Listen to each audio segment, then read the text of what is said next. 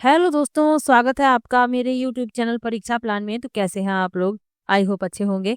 तो जैसा कि आप लोगों को पता है कि राजस्थान के इतिहास, भूगोल, कला एवं संस्कृति के महत्वपूर्ण प्रश्नों की मैं प्रैक्टिस करवा रही हूँ। कल के वीडियो में मैं 40 प्रश्न लेकर आई थी और बहुत कम समय में मैंने आपके 40 प्रश्न सॉल्व करवाए थे।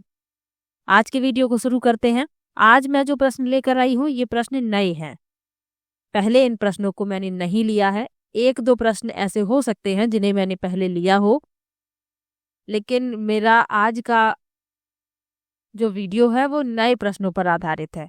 तो चलिए वीडियो को शुरू करते हैं। वीडियो देखने के बाद यदि आपको अच्छा लगे, हेल्पफुल लगे तो वीडियो को लाइक और शेयर कीजिएगा, और यदि आप चैनल पर नए हैं तो चैनल को सब्सक्राइब कर लीजिए। तो चलिए शुरू करते हैं। पहला प्रश्न दिया गया है, संत पीपा के गुरु कौन थे? पहला विकल्प है रामानुज, दूसरा विकल्प है कबीर, तीसरा है रामानंद और चौथा है शंकराचार्य। तो संत पीपा मध्यकालीन राजस्थान में भक्ति आंदोलन के प्रमुख संतों में से एक थे। इनका जन्म 1426 ईस्वी में राजस्थान के कोटा से 45 मील पूर्व गगनौरगढ़ रियासत में हुआ था, और इनके बचपन का नाम राम कुमार प्रताप सिंह था। और ये जो संत पीपा थे ये दुर्गा देवी के भक्त बन गए थे, लेकिन बाद में उन्होंने रामानंद जी को अपना गुरु स्वीकार किया था। अब इसमें यही पूछा गया है कि संत पीपा के गुरु कौन थे, तो रामानंद थे। सी विकल्प इसमें आपका सही हो जाएगा। चलिए आगे बढ़ते हैं। किस मेले को आदिवासियों का कुंभ कहा जाता है? पहला विकल्प है बाणगंगा मेला, दूसरा है पुष्कर मेला, तीसरा है सरसुरा का मेला और चौथा है बेड़ेश्वर का मेला। मोस्ट इम्पोर्टेंट ये क्वेश्चन है, कई प्रतियोगी परीक्षाओं में पूछा जाता है कि आदिवासियों के कुंभ के नाम से किस मेले को जाना जाता है। तो आपको याद रखना है बेड़ेश्वर मेला। प्रत्येक वर्ष माघ पूर्णिमा पर राजस्थान के डूंगरपुर जिले में बेड़ेश्वर मेले का आयोजन होता है। अब ये भी याद रखिए, आपसे पूछ लिया जाए कि बेड़ेश्वर मेला कहाँ लगता है, तो आपको याद रखना है डूंगरपुर जिले में। इस मेले को आदिवासियों का कुंभ कहा जाता है। यह मेला माही, सोम और जाखम नदियों के संगम पर आयोजित होता है। तो तीनों नदियों के नाम याद रखिए, माही, सोम और जाखम। डी विकल्प इसमें आपका सही है, बेड़ेश्वर मेला। और विकल्प लिखे हुए हैं, इनके बारे में भी जान लीजिए। बाणगंगा का मेला, इस मेले का आयोजन राजस्थान के जयपुर जिले में किया जाता है, और बाणगंगा मेला प्रत्येक वर्ष वैशाख महीने की पूर्णिमा के दिन बाणगंगा नामक एक छोटी नदी के पास आयोजित होता है। पुष्कर का मेला, ये अजमेर शहर से करीब 11 किलोमीटर की दूरी पर आयोजित होता है, और राजस्थान के अजमेर जिले के पुष्कर में आयोजित होने वाला पुष्कर मेला दुनिया का सबसे बड़ा ऊंट मेला है। तो ये भी याद रखिएगा। सरसुरा का मेला, तो यह मेला अजमेर जिले के सुरसुरा गांव में स्थित लोक देवता तेजा जी के निर्वाण के स्थान पर लगता है। सुरसुरा है यहाँ पर, तो ये आप याद रखिएगा इन सब के बारे में भी। इसके अलावा और मेले हैं, जैसे चौथ माता का मेला, ये सवाई माधोपुर में लगता है। चंद्रभागा मेला ये झालावाड़ में लगता है। भरतहरी का मेला ये अलवर में लगता है। रामदेव मेला ये जैसलमेर में लगता है। तो ये भी याद रखिए, एक प्रश्न आपको मेलों से संबंधित जरूर मिलेगा। चलिए आगे बढ़ते हैं, अगले प्रश्न पर चलते हैं। बुद्धिविलास ग्रंथ के लेखक हैं? पहला विकल्प है कृष्णा आढ़ा, दूसरा है बखत राम साहा, तीसरा है बांकीदास और चौथा है नरोत्तम। ये प्रश्न नए हैं, मैंने प्रयास किया है कि सभी प्रश्न नए हों। तो बुद्धिविलास ग्रंथ के लेखक कौन है? बखत राम साहा। बी विकल्प इसमें सही हो जाएगा। चलिए आगे बढ़ते हैं। 18 अप्रैल 1948 को संयुक्त राजस्थान का उद्घाटन किसने किया था? पहला विकल्प है माणिक्यलाल वर्मा, दूसरा है जवाहरलाल नेहरू, तीसरा विकल्प है महात्मा गांधी और चौथा विकल्प है के.एम. मुंशी। तो संयुक्त राजस्थान का निर्माण पंडित जवाहरलाल नेहरू की सिफारिश पर किया गया था, और इसका उद्घाटन भी पंडित जवाहरलाल नेहरू ने किया है। बी विकल्प इसमें सही हो जाएगा। चलिए आगे बढ़ते हैं। राजस्थान का एकीकरण 7 चरणों में पूरा हुआ है और ये मैं आपको हर बार बताती हूँ, आप लोग याद रखिएगा। डिटेल में तो मैं आपको पढ़ा ही चुकी हूँ, प्रत्येक चरण के बारे में पढ़ाया है। चलिए आगे बढ़ते हैं। 1936 में मेघाराम ने किस स्थान पर बीकानेर प्रजामंडल की स्थापना की थी? पहला विकल्प है बीकानेर, दूसरा है कोलकाता, तीसरा है मुंबई और चौथा है अजमेर। तो 1936 में मेघाराम ने कोलकाता में बीकानेर प्रजामंडल की स्थापना की थी। बी विकल्प इसमें सही हो जाएगा। इस प्रजामंडल की स्थापना 4 अक्टूबर 1936 को कलकत्ता में कुछ प्रवासी बीकानेर वासियों के द्वारा की गई थी, तो ये भी याद रखिएगा। चलिए आगे बढ़ते हैं। राजस्थान में पूगल किसकी नस्ल है? पहला विकल्प है बकरी की, दूसरा विकल्प है भेड़ की, तीसरा विकल्प है गाय की और चौथा विकल्प है ऊंट की। तो पूगल जो है ये भेड़ की नस्ल है। बी विकल्प इसमें सही हो जाएगा। चलिए आगे बढ़ते हैं।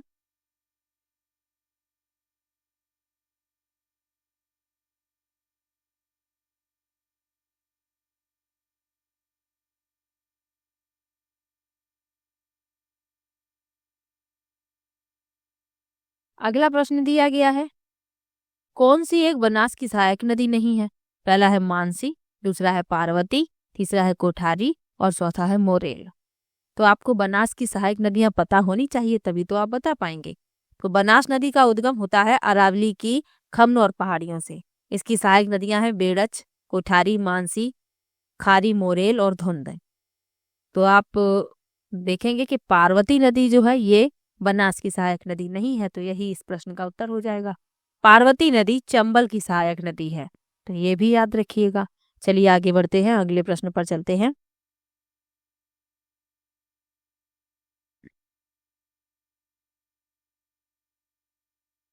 किस प्रधानमंत्री के कार्यकाल में संपत्ति के अधिकार को भारत के संविधान के मौलिक अधिकारों की सूची से हटा दिया गया? पहला विकल्प है जवाहरलाल नेहरू, दूसरा विकल्प है लाल बहादुर शास्त्री, तीसरा है इंदिरा गांधी और चौथा विकल्प है मोरारजी देसाई। इंपॉर्टेंट क्वेश्चन है, पूछ लिया जाता है, संविधान से संबंधित प्रश्न पूछे जाते हैं, तो इस तरीके के प्रश्न भी पूछ लिए जाते हैं।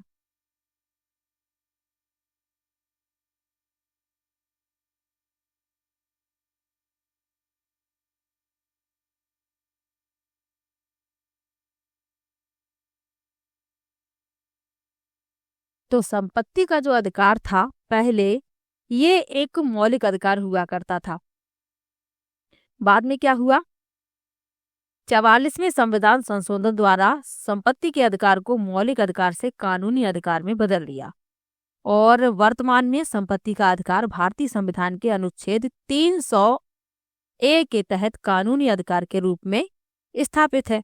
अब इसमें क्या पूछा गया है? इसमें पूछा गया है कि किस प्रधानमंत्री के कार्यकाल में संपत्ति के अधिकार को भारत के संविधान के मौलिक अधिकारों की सूची से हटा दिया गया था? तो मोरारजी देसाई। डी विकल्प इसमें सही हो जाएगा। चलिए आगे बढ़ते हैं।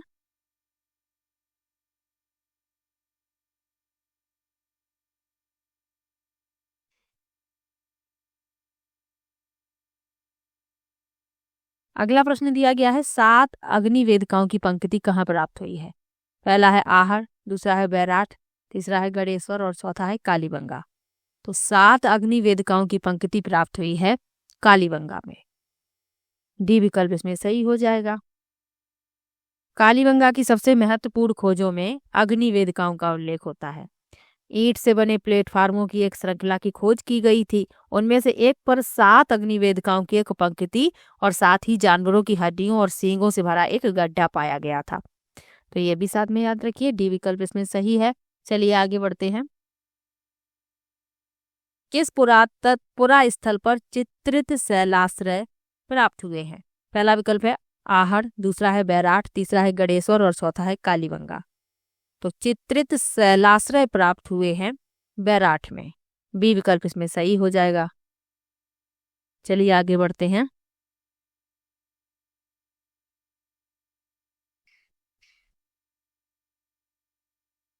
नाटक ललित विग्रह राज किसके द्वारा लिखा गया था? पहला विकल्प है हेमचंद्र सूरी, दूसरा विकल्प है राजशेखर, तीसरा है सोमेंद्र और चौथा है चंद्रवरदाई। तो नाटक ललित विग्रह राज लिखा गया है सोमेंद्र द्वारा। सी विकल्प इसमें सही हो जाएगा। और ये इनके द्वारा लिखित एक प्रसिद्ध नाटक है, तो ये भी याद रखिएगा। चलिए आगे बढ़ते हैं।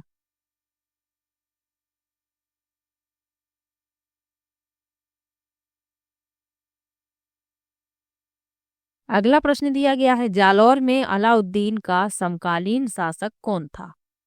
पहला विकल्प है शीतल देव, दूसरा विकल्प है कान्हड़ देव, तीसरा है महलक देव और चौथा है बीसल देव। तो जालौर में अलाउद्दीन का समकालीन शासक था कान्हड़ देव। बी विकल्प इसमें सही हो जाएगा, कान्हड़ देव।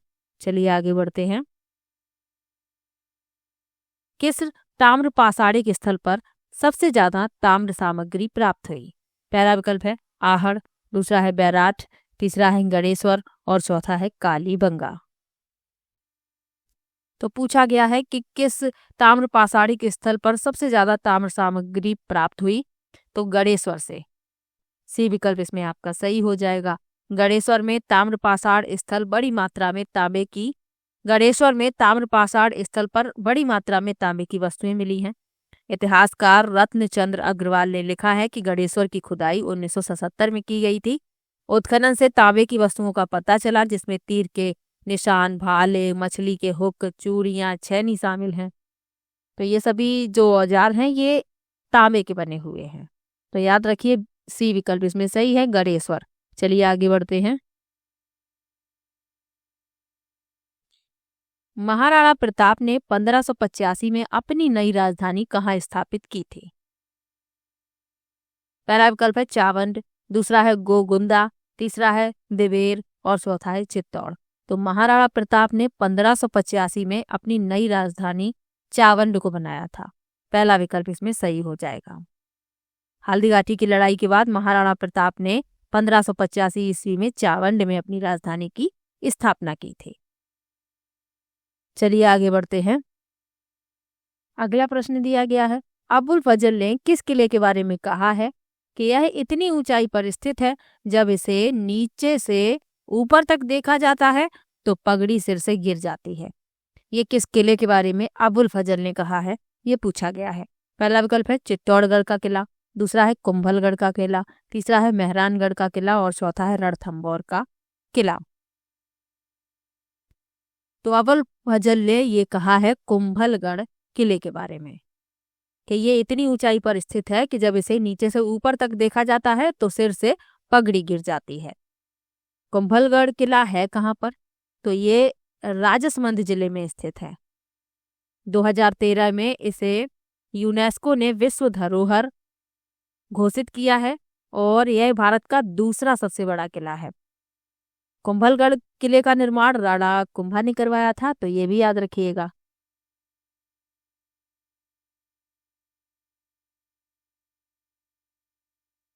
बी विकल्प इस प्रश्न का उत्तर है। चलिए आगे बढ़ते हैं।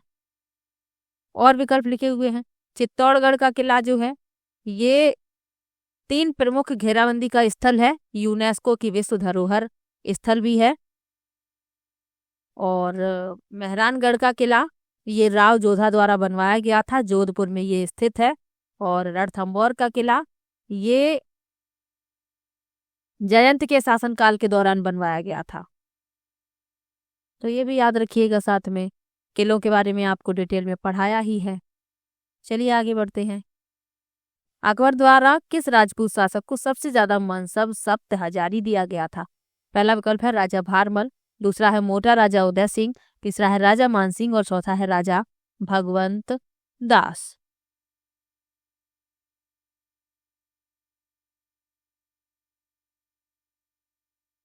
तो अकबर द्वारा राजा मान सिंह को सबसे ज्यादा मनसब सप्त हजारी दिया गया था। सी विकल्प इसमें सही हो जाएगा, राजा मान सिंह। चलिए आगे बढ़ते हैं। रूठी रानी के नाम से कौन प्रसिद्ध है? इंपॉर्टेंट प्रश्न है, पूछ लिया जाता है। पहला विकल्प है उमादे, दूसरा विकल्प है रूपेद, तीसरा है हंसाबाई और चौथा है जोधा बाई। तो रूठी रानी के नाम से प्रसिद्ध है उमादे। उमादे जोधपुर के राजा राव मालदेव की रानी थी और वह जैसलमेर के रावल लूणकरण की बेटी थी। इन्हें ही जाना जाता है रूठी रानी के नाम से। चलिए आगे बढ़ते हैं।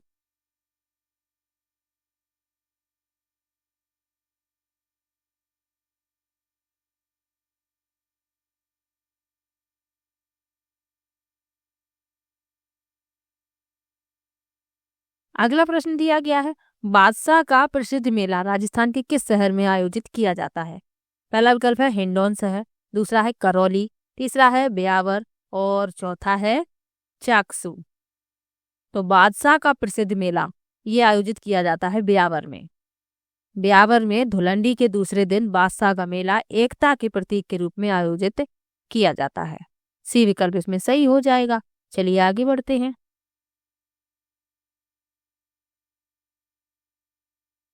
मेवाड़ के महाराणा राजसिंह और औरंगजेब के बीच असंतोष का कारण कौन सा वैवाहिक संबंध था?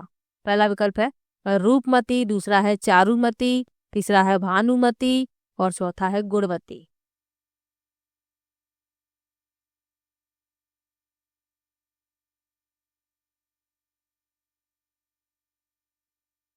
तो मेवाड़ के महाराणा राजसिंह और औरंगजेब के बीच असंतोष का कारण था चारुमती वैवाहिक संबंध।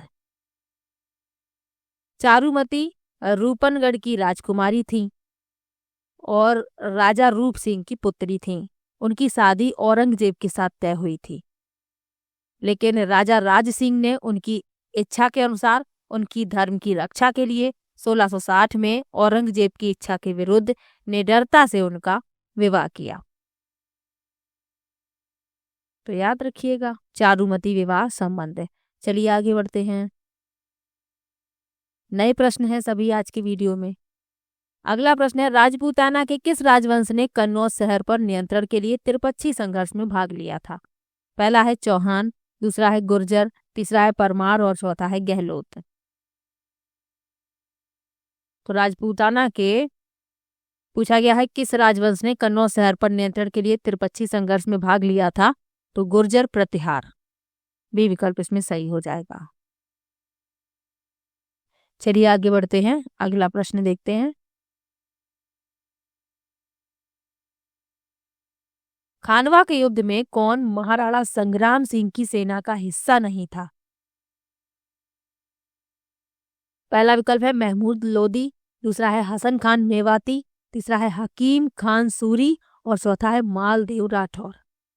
तो खानवा के युद्ध में कौन महाराणा संग्राम सिंह की सेना का हिस्सा नहीं था? हकीम खान सूरी। सी विकल्प इसमें सही हो जाएगा। हकीम खान सूरी महाराणा प्रताप की सेना में एक सेनापति थे।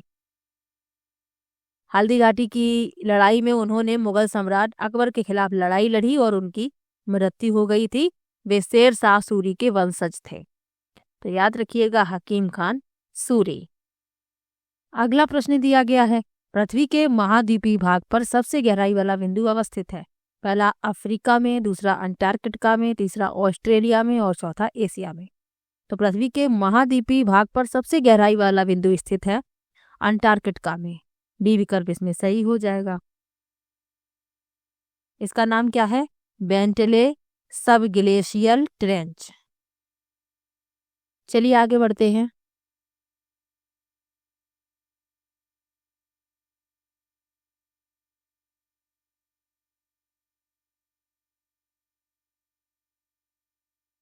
कौन सी नदी सह्याद्री के पश्चिम की ओर बहने वाली नदी नहीं है?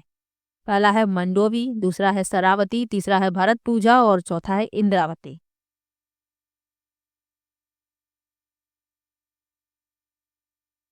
तो पूछा गया है कि कौन सी नदी सह्याद्री के पश्चिम की ओर बहने वाली नदी नहीं है? तो वह है इंद्रावती, क्योंकि इंद्रावती जो है ये पूर्व की ओर बहने वाली नदी है। तो ये भी याद रखिएगा। चलिए आगे बढ़ते हैं, अगले प्रश्न पर चलते हैं। भारत में उष्णकटिबंधीय शुष्क सदाबहार वन पाए जाते हैं। पहला है केरल तट के सहारे, दूसरा है तमिलनाडु तट के सहारे, तीसरा है गुजरात तट के सहारे और चौथा है उड़ीसा तट के सहारे। तो भारत में उष्णकटिबंधीय शुष्क सदाबहार वन पाए जाते हैं तमिलनाडु तट के सहारे। बी विकल्प इसमें सही हो जाएगा। चलिए आगे बढ़ते हैं।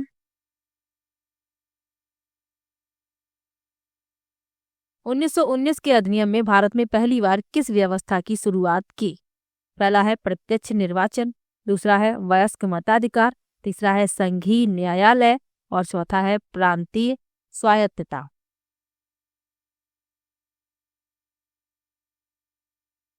तो 1919 के अधिनियम ने भारत में पहली बार प्रत्यक्ष निर्वाचन की शुरुआत की। पहला विकल्प इसमें सही हो जाएगा, प्रत्यक्ष निर्वाचन। भारत सरकार अधिनियम 1919, जिसे मोंटेग्यू चेम्सफोर्ड सुधारों के नाम से भी जाना जाता है, इसने भारत में पहली बार प्रत्यक्ष चुनाव की प्रणाली शुरू की। पहला विकल्प इसमें सही हो जाएगा। चलिए आगे बढ़ते हैं। इस सभ्यता को धूलकोट भी कहते हैं। ये प्रश्न तो मैंने लिया है पहले, तो इसका उत्तर तो आपको पता होगा। पहला विकल्प है कालीबंगा, दूसरा है आहट, तीसरा है बालाथल और चौथा है बैराठ। तो धूलकोट कहते हैं आहट को। बी विकल्प इसमें सही हो जाएगा।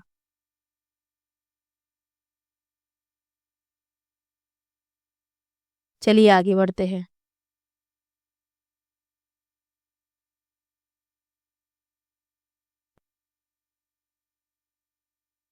कौन सी सभ्यता कांतली नदी के उद्गम पर स्थित है? पहला विकल्प है रंगमहल, दूसरा है बैराठ, तीसरा है गणेश्वर और चौथा है कालीबंगा। तो कांतली नदी के उद्गम पर स्थित है गणेश्वर। सी विकल्प इसमें सही हो जाएगा। गणेश्वर राजस्थान के सीकर जिले में स्थित एक प्राचीन पुरातात्विक स्थल है। तो ये याद रखिएगा, अभी आपको गणेश्वर के बारे में बताया ही था। चलिए आगे बढ़ते हैं।